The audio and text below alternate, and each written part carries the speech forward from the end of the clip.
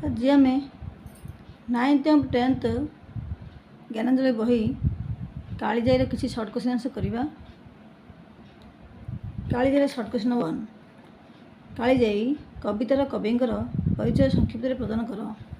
Answer, Kalijai କବିତାର କବି ସତ୍ୟବାଦୀ ଗୋଷ୍ଠୀର ସାହିତ୍ୟିକ ପଣ୍ଡିତ ଗୋଦାବରୀଶ ମିଶ୍ର 1886 ମସିହାରେ ପୁରୀ ଜିଲ୍ଲାର ବାଣପୁରରେ ଜନ୍ମଗ୍ରହଣ କରି 1956 ମସିହାରେ ଏ ଜଗତରୁ ବିଦାୟ ନେଇଥିଲେ। ସତ୍ୟବାଦୀ ଯୁଗର ରୀତିନୀତି ଓ ଚିନ୍ତା ଚେତନା ଦ୍ୱାରା ପ୍ରଭାବିତ ହୋଇ ସେ ସାହିତ୍ୟ ସାଧନାରେ ବ୍ରତୀ ଥିଲେ। ସାହିତ୍ୟ ବ୍ୟତୀତ ଶିକ୍ଷକତା, ସମାଜସେବା, ରାଜନୀତି ପ୍ରଭୃତି କ୍ଷେତ୍ରରେ ପାରଦର୍ଶିତା ଲାଭ କରିଥିବା କବି ଓଡ଼ିଶାରେ ପୁଣ୍ୟତୀର୍ଥ ଓ ଗୋଦାବରୀ ନାମରେ ସୁବିଦିତ। ସେ ଏକାଧାରରେ ଥିଲେ କବି, ପ୍ରାବନ୍ଧିକ, ଗାଳ୍ପିକ, ଔପନ୍ୟାସିକ ଓ ନାଟ୍ୟକାର। କବି ଗୀତି କବିତା ଓ ଗାଥା କବିତା ପାଇଁ ବିଶେଷ ପ୍ରଶଂସିତ। କବିଙ୍କର ଅର୍ଦ୍ଧଶତାବ୍ଦୀର ଓଡ଼ିଶା ଓ ତହିଁରେ ମୋ ସ୍ଥାନ କେନ୍ଦ୍ର ସାହିତ୍ୟ ଏକାଡେମୀ ଦ୍ୱାରା ପୁରସ୍କୃତ ହୋଇଛି। କଳିକା, କିଶଳୟ ଓ ଆଲେଖିକା ପ୍ରଭୃତି କବିଙ୍କର ଅମୂଲ୍ୟ ସୃଷ୍ଟି। କ୍ୱେଶ୍ଚନ୍ ନମ୍ବର 2, ଏହି କବିତାଟି କେଉଁ ଗ୍ରନ୍ଥରୁ ଗୃହୀତ? ଏହି କବିତାରେ କେଉଁ ବିଷୟ ଚିତ୍ରଣ କରାଯାଇଛି? ଆନ୍ସର, କାଳିଜାଇ କବିତାଟି କବି ଗୋଦାବରୀଶ ମିଶ୍ରଙ୍କର ଆଲେଖିକା ଗ୍ରନ୍ଥରୁ ଗୃହୀତ। ଏହା ଏକ ଗାଥା କବିତା। ଏହା ଆଞ୍ଚଳିକ ଲୋକକଥା ଉପରେ ଆଧାରିତ। ଶାଶୁଘରକୁ ଯାଉଥିବା ପ୍ରତି ଓଡ଼ିଆ ଘରର ଝିଅର ଅକୃତ୍ରିମ ଆଖି ଲୁହ ଭଳି ଏହି କବିତାରେ ଆବେଗ ଅତ୍ୟନ୍ତ ପ୍ରାଣସ୍ପର୍ଶୀ ଓ ଆବେଗମୟ କିପରି ହୋଇଛି ସେହି ବିଷୟରେ ଚିତ୍ରଣ କରାଯାଇଛି। କ୍ୱେଶ୍ଚନ୍ ନମ୍ବର 3, ଏହି କବିତାର ପୃଷ୍ଠଭୂମି କ'ଣ? ଆନ୍ସର, ବାଣପୁର ଅଞ୍ଚଳର ଗୋଟିଏ ଗାଁର ଜଣେ ଓଡ଼ିଆ ଘରର ଝିଅ କାଳିଜାଇ ଚିଲିକା ଭିତରେ ଥିବା ପାରିକୁଦ ଦ୍ୱୀପର ଜଣେ ଯୁବକଙ୍କୁ ଓଡ଼ିଆ ପରମ୍ପରା ଅନୁଯାୟୀ ବିବାହ କଲା ପରେ ପ୍ରଥା ଅନୁଯାୟୀ ବାପା ତା'ର ଝିଅକୁ ସାଙ୍ଗରେ ଧରି ଚିଲିକାରେ ଥିବା ଝିଅର ଶାଶୁଘରକୁ ଝିଅକୁ ଛାଡ଼ିବା ପାଇଁ ଚିଲିକାରେ ଗୋଟିଏ ଡଙ୍ଗାରେ ବସି ଯାଉଥିଲେ। ଏହି ପୃଷ୍ଠଭୂମିରେ ଏହି କବିତାର ରଚନା କରାଯାଇଛି। କ୍ୱେଶ୍ଚନ୍ ନମ୍ବର 4, ଭଲ କରି ନାଆ ବୋହିବା ପାଇଁ କିଏ କାହିଁକି ନାଉରିଆକୁ କହୁଥିଲେ? ଆନ୍ସର, ନିଜ ଝିଅ କାଳିଜାଇକୁ ଧରି ଜାଇର ବାପା ଗୋଟିଏ ନାଆରେ ବସି ଝିଅ ଶାଶୁଘରକୁ ଯାଉଥିଲେ। କାଳିଜାଇ ପ୍ରଥମ କରି ନାଆରେ ବସିଥିବାରୁ ନାଆ ଚିଲିକା ଜଳରେ ଚାଲିଲା ବେଳେ କାଳିଜାଇକୁ ଡର ଲାଗୁଥିଲା। ସେଥିପାଇଁ ଜାଇର ବାପା ଭଲ କରି ନାଆ ବୋହିବା ପାଇଁ ନାଉରିଆକୁ କହୁଥିଲେ।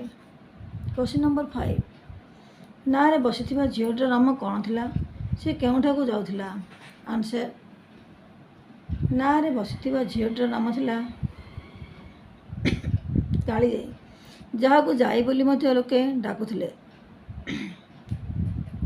ବିବାହ ପରେ ବାଲୁଗାଁରୁ ବାହାରି ପାରିକୁଦରେ ଥିବା ତା'ର ଶାଶୁଘରକୁ ସେ ତା'ର ବାପା ସାଙ୍ଗେ ନାଆରେ ଯାଉଥିଲା। କ୍ୱେଶ୍ଚନ୍ ନମ୍ବର 6, ଜାଇ ବସିଥିବା ନାଆରେ କ'ଣ ବନ୍ଧା ହୋଇଥିଲା? ତାହା ନାଆରେ କାହିଁକି ବନ୍ଧା ହୋଇଥିଲା? ଆନ୍ସର, ଜାଇ ବସିଥିବା ନାଆରେ ଗୋଟାଏ ବଡ଼ ତଲେଇ ବନ୍ଧା ହୋଇଥିଲା। ଏହି ତଲେଇ ନାଆରେ ବନ୍ଧା ହୋଇଥିଲେ ଆଉ ପବନ ଅନୁକୂଳ ଥିଲେ କାତ ନ ମାରିଲେ ବି ନାଆ ପବନରେ ଠେଲି ହୋଇ ଆଗକୁ ଆଗକୁ ଚାଲିଯାଇପାରେ। ସେହିପରି ବୋଧହୁଏ ସେଦିନ ଜାଇ ବସିଥିବା ନାଆର ଗତିର ପବନ ଅନୁକୂଳ ଥିଲା, ସେଥିପାଇଁ ସେଦିନ ନାଆରେ ତଲେଇ ବନ୍ଧା ହୋଇଥିଲା। କ୍ୱେଶ୍ଚନ୍ ନମ୍ବର 7, ମାମୁଁ ଭଣଜା କହିଲେ କ'ଣ ବୁଝ? ତା କଣରୁ କ'ଣ ବହି ଆସୁଥିଲା? ଚିଲିକାର କୂଳରେ ଥିବା ଗୋଟିଏ ପାହାଡ଼ର ନାମ ଥିଲା ମାମୁଁ ଭଣଜା।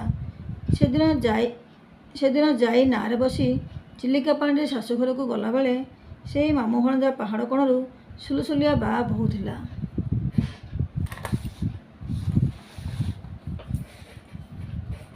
କ୍ୱେଶ୍ଚନ୍ ନମ୍ବର 8, ସେଦିନ ଜାଇ ନାଆରେ ବସି ଶାଶୁଘରକୁ ପାରିକୁଦ ଗଲାବେଳେ ସେଦିନ ଦଶଘଡ଼ି ବେଳକୁ ପାଣିପାଗ କିପରି ଥିଲା?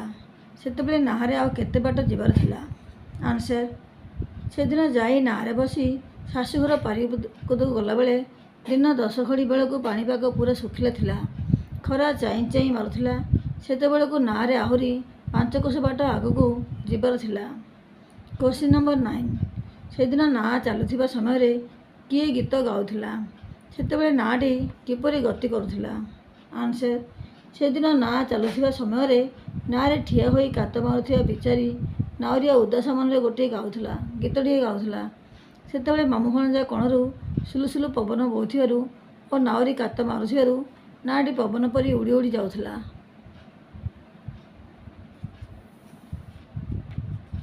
Question number 10। ନାଁରେ ବସି ଝିଅଟି କେଉଁମାନଙ୍କ ବିଷୟରେ ଭାବି ହେଉଥିଲା? ସେଥିରେ ତା'ର କେଉଁ ବିଷୟରେ ଆଉ ବିଶ୍ୱାସ ନଥିଲା?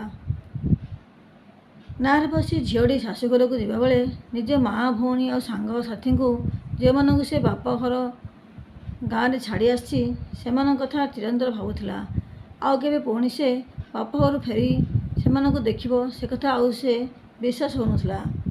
Question number 11। Question number 11। ନାଁରେ ଗଲାବେଳେ କେଉଁମାନଙ୍କୁ ଅନେଇ ଦେଖିବା ପାଇଁ ଝିଅଟିର ଇଚ୍ଛା କାହିଁକି ହେଉଥିଲା? ଆନ୍ସର୍।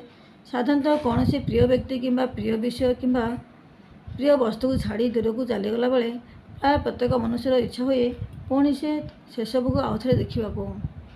ସେହିପରି କାଳିଜାଈ ନିଜ ଗାଁ ଛାଡ଼ି ସୁଦୂର ପାରିକୁଦରେ ତା'ର ଶାଶୁଘରକୁ ଯିବାବେଳେ ନିଜ ଗାଁରେ ଥିବା ତା'ର ପ୍ରିୟ ବଣ ଆଉ ପାହାଡ଼ ସବୁକୁ ସେ ଦେଖିବାକୁ ଇଚ୍ଛା କରୁଥିଲା। କାରଣ ତା'ର ଜୀବନର ଅନେକ ସ୍ମୃତି ସେହି ବଣ ଓ ପାହାଡ଼ ସହିତ ଜଡ଼ିତ ଥିଲା। Question number 12। ଘଟଶିଳା କହିଲେ କ'ଣ ବୁଝ? ତାକୁ କାହିଁ ଘଣ୍ଟଶିଳା କହିଲେ କ'ଣ ବୁଝାଏ? ତାକୁ ଚାହିଁ ଯାଇ କ'ଣ କହିବ ବୋଲି ଚାହୁଁଥିଲା? ଆନ୍ସର୍। ଘଣ୍ଟଶିଳା ବାଣପୁରର ଏକ ପର୍ବତ ଯାହାର ଶୀର୍ଷକୁ ଚାହିଁ ଯାଇ କହିବାକୁ ଚାହୁଁଥିଲା, ଆରେ ଘଣ୍ଟଶିଳା, ମୁଁ ଯାଉଛି ଘୋର ବନସ୍ତକୁ, ମୋତେ ବିଦାୟ ଦେ, କାରଣ ଆଉ ବୋଧେ ଦିନେ ତୋର ମୋର ଭେଟ ହେବ ନାହିଁ। Question number 13। ଘୋର ବନସ୍ତ ବୋଲି ଯାଇ କାହାକୁ ଲକ୍ଷ୍ୟ କରି କାହିଁକି ଭାବୁଥିଲା? ଆନ୍ସର୍। ଚିଲିକା ନିକଟବର୍ତ୍ତୀ ନିଜ ଶାଶୁଘର ପାରିକୁଦକୁ ଲକ୍ଷ୍ୟ କରି ଯାଇ ତାକୁ ଘୋର ବନସ୍ତ ବୋଲି କହିଛି। କାରଣ ତା'ର ଶାଶୁଘର ତା' ପାଇଁ ଥିଲା ସମ୍ପୂର୍ଣ୍ଣ ଅପରିଚିତ। ସେଠି ସେ ରହିଲେ ନିଜକୁ ପୁରାପୁରି ଏକାକିନୀ ଲାଗିବ ବୋଲି ଭାବୁଥିଲା। କାରଣ ଶାଶୁଘରେ ସେ ନିଜର ଘର ଲୋକ ଆଉ ସାଙ୍ଗସାଥୀ କାହାକୁ ଖୋଜିଲେ ବି ସେ ଆଉ ପାଇବ ନାହିଁ ବୋଲି ଜାଣିଥିଲା। ସେଥିପାଇଁ ପାରିକୁଦରେ ଥିବା ତା'ର ଶାଶୁଘରକୁ ଘୋର ବନସ୍ତ ବୋଲି ଯାଇ କହୁଥିଲା। Question number 14। ଶାଳିଆ ନଈ ସହିତ ଜାଇର କିପରି ସମ୍ପର୍କ ଥିଲା? ଆନ୍ସର୍। କାଳିଜାଈର ଗାଁ ପାଖ ନଈ ଶାଳିଆ ନଈ, ଯାହାକୁ ତା'ର ଗାଁ ନଈ ମଧ୍ୟ କୁହାଯାଉଥିଲା। ସାନଟି ବେଳୁ ଯାଇ ସେହି ଶାଳିଆ ନଈ କୂଳରେ ତା'ର ବାଲିରେ କେତେ ବୁଲିଛି, ତା'ର ପାଣିରେ କେତେ ଖେଳିଛି। ନିତିଦିନର ସାଥୀ ଥିଲା ତା'ର ଏଇ ଶାଳିଆ ନଈ। ସେହି ନଈର ପାଣି ସୁଅରେ ସେ ନିତି ସ୍ନାନ ସାରି ଘରକୁ ଫେରେ। Question number 15। ଶାଳିଆ ନଈ କୂଳରେ କେଉଁ ପୀଠ ଥିଲା? ସେଠି ପୂଜା ପାଉଥିବା ଠାକୁରାଣୀଙ୍କର ନାଁ କ'ଣ ଥିଲା? ଆନ୍ସର୍। ଖ୍ୟାତନାମା ଶାଳିଆ ନଈ, ଯାହା ନାଁ ଡାକ ଥିଲା 3 କୋଡ଼ି କୋଶ ପର୍ଯ୍ୟନ୍ତ। ସେହି ନଈ କୂଳରେ ଥିଲା ମା' ଭଗବତୀ ପୀଠ। ସେହି ପୀଠ କୂଳ ପୂଜା ପାଉଥିଲେ ମା' ଜଗତ ତାରିଣୀ ଠାକୁରାଣୀ। Question number 16। ବାପଘରୁ ଆସିଲା ବେଳେ ଜଗତାରିଣୀ ଯାଇ କ'ଣ କହିଥାନ୍ତା ବୋଲି ଭାବୁଥିଲା? ଆନ୍ସର୍।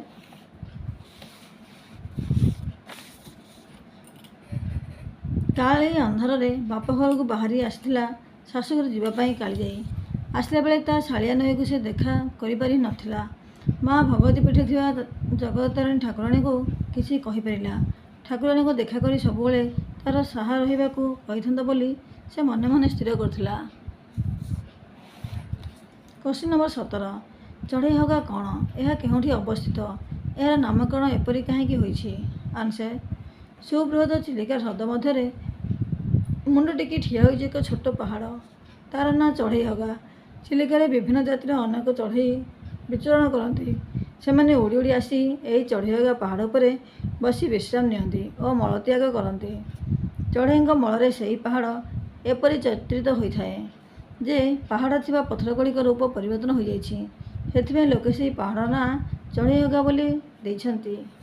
Question number 18। ଚିଲିକା ମଧ୍ୟରେ ନାଁ ପହଞ୍ଚିଲା ବେଳକୁ ଯାଇ ପିନ୍ଧିଥିବା ଶାଢ଼ୀର ଛିଟକାନିର କିପରି ଅବସ୍ଥା ହୋଇଥିଲା? ବାପା ଘରୁ ଶାଶୁଘରକୁ ଆସିବାକୁ ବାହାରିଲା ବେଳକୁ କାଳିଜାଈ ନିରନ୍ତର କାନ୍ଦୁଥିଲା। ଝର ଝର ଲୁହ ବୋହି ଚାଲିଥିଲା। ଆଖି ଶୁଖୁନଥିଲା। ସେହି ଲୁହକୁ ଯାଇ ଅନବରତ ପୋଛି ଚାଲିଥିଲା ତା'ର ପିନ୍ଧିଥିବା ଶାଢ଼ୀର ଛିଟକାନିରେ। ସେଥିପାଇଁ ନାଁ ଆସି ଚିଲିକା ମଧ୍ୟରେ ପହଞ୍ଚିଲା ବେଳକୁ ତା'ର ପିନ୍ଧିଲା ଲୁଗାର ଛିଟକାନି ସମ୍ପୂର୍ଣ୍ଣ ଓଦା ହୋଇଯାଇଥିଲା। क्वेश्चन नंबर 19 चिलिका मझे नाँरे बसी जाई तार बापा को कौन प्रश्न करुला। आंसर निज बापा घर ठारू एते दूर चिलिका मझे कहीं केउठी से पारिकुद गड़ से कथा भाविला बेलू कालीजार धैर्य पाउनथिला। एते दूर रे एपरी एक गड़े झील को बाहा देवाई किपरि बापा राजी हेले बोली बापा को से पचारुथिला। आ मध्य पचारिथिला रूप विद्या और विभव जहाँकि तीन बलि करी से सब भितर केउं जिनिस देखी एई बर हाथ में ताकू समर्पी देल। क्वेश्चन नंबर 20 ए मही मंडल रे जाई निजक जड़े निरीमाखी बोली कहीं गई। आंसर एते दूर रे चिलिका परी एते बड़ ह्रद मझे क्यों अजଣା पारिकुद गड़े बापा ताकू बाहा देइथिबारु कालिया निजक अति असहाय मन करुथिला। ताकू लागुथिला तार जगत रे कहीं साहा भरसा नाहांती। निजक निसहाय भावुथिला बोधे ए दुनिया रे से जड़े मात्र हिनी कपाली।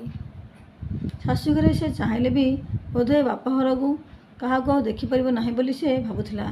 से महीमंडल जाई निजक जड़े निरीमाखी बोली भावुथिला।